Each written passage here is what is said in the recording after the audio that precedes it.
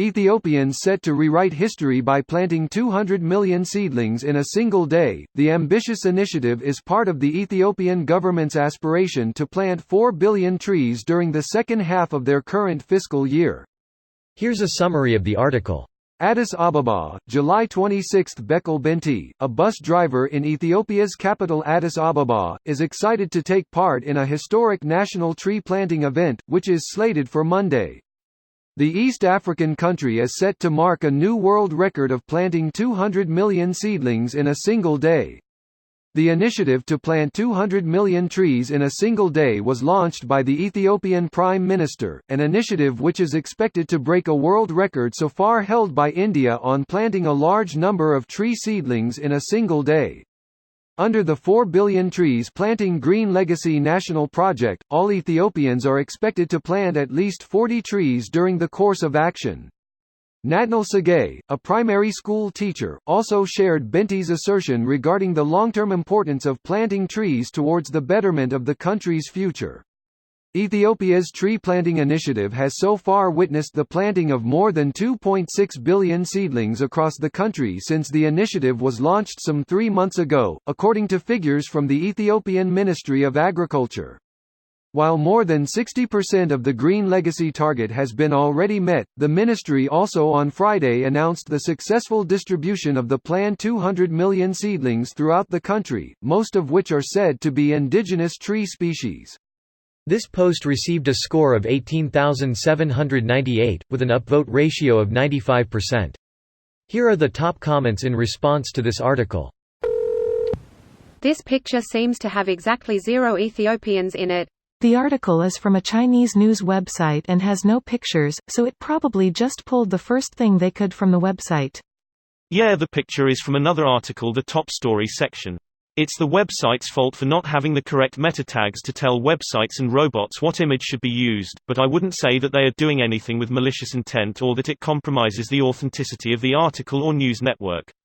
The way I do it with blogs is have one default featured image and set that as the featured image for articles that don't have one. The article doesn't even have to have the image anywhere on the page for Reddit websites to use it as the featured image, they just have to set an OG meta tag. A search engine that plants trees with the profit made. I use it as much as possible and switch to Google when needed or when working. Edit, and remember to put it into your adblockers whitelist if you have one. It's the sole way they make money. My daughter and I actually decided years ago to research the best locations to live in if global warming continued unabated. The Ethiopian plateau won hands down.